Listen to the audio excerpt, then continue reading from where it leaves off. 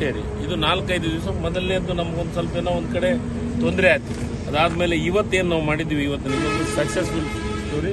ನನ್ನ ಅನಿಸಿಕೆ ಹರಿಯುವ ನೀರಿನೊಳಗೆ ಮೊಟ್ಟ ಮೊದಲನೇ ಆ ಪ್ರಯತ್ನವನ್ನು ಮಾಡ್ತೀವಿ ಅಂತ ಹೇಳಿದ್ವಿ. ಅದು ಆಗಿದೆ, ಸಕ್ಸಸ್ ಆಗಿದೆ. ಆ ಸಕ್ಸಸ್ ಆಗೋದಕ್ಕೆ ನಮ್ಮೆಲ್ಲ ಕಾರ್ಮಿಕರು, ಕೆಲಸ ಮಾಡಿದಂಥವ್ರು ಮತ್ತು ಅವರು 3 ಇಂಜಿನಿಯರಿಂಗ್ ಟೀಮು ಮತ್ತು ಜಿಂದಾಲ್ದವರು ಮತ್ತು ನಮ್ಮೆಲ್ಲ ಜನಪ್ರತಿನಿಧಿಗಳು, ಲೋಕಸಭಾ ಸದಸ್ಯರು, ಪ್ರಾಧಿಕಾರದವರು, ಏನು ಬೋರ್ಡಿನ ಎಲ್ಲ ಸದಸ್ಯರು ಮತ್ತು ಅದರ ಜೊತೆಗೆ ನಮ್ಮ ಮುಖ್ಯಮಂತ್ರಿಗಳು, ಉಪಮುಖ್ಯಮಂತ್ರಿಗಳು, ಎಲ್ಲದರ ಜೊತೆಗೆ ಮಾಧ್ಯಮದ ಗೆಳೆಯರು ನಮಗೆ ಕೋಆಪರೇಷನ್ ಮಾಡಿದ್ವಿ. ದಯಮಾಡಿ ನಿಮಗೆ ಅಭಿನಂದನೆ. ನಿಮ್ಮನ್ನು ಇವತ್ತೊಂದು ದಿವಸ ನಮಗೆ ಬಿಡೋಕ್ಕಾಗಲಿಲ್ಲ, ದಯಮಾಡಿ ಕ್ಷಮೆ ಇರಲಿ.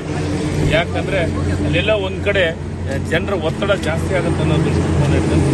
ಅದಕ್ಕೆ ಅದನ್ನು ನಾಳಿಂದ ನಾನು ವ್ಯವಸ್ಥಿತವಾದಂಥ ಸಿಸ್ಟಮೆಟಿಕ್ ಅನ್ನೋ ಕೆಲಸವನ್ನು ಮಾಡ್ತೀನಿ. ಸರ್, ಜಲಾಶಯದಲ್ಲಿ 70 TMC ನೀರಿತ್ತು, ಆದರೂ 72 TMC ನಾನು ಲೆಕ್ಕವನ್ನು ಮಾಡಿದ್ವಿ. 72 TMC. ಇವತ್ತು ನಾವು ಬರೀ 80,000 ಕ್ಯೂಸೆಕ್ಸ್ ಮಾತ್ರ ನೀರು ಬಿಡ್ತಾ ಇದ್ವಿ. ಮೊನ್ನೆ 140 ಇತ್ತು. ಇವತ್ತು ನಾವು 80,000 ಕ್ಯೂಸೆಕ್ಸ್ ನೀರು ಬಿಡ್ತಾ ಇದ್ವಿ.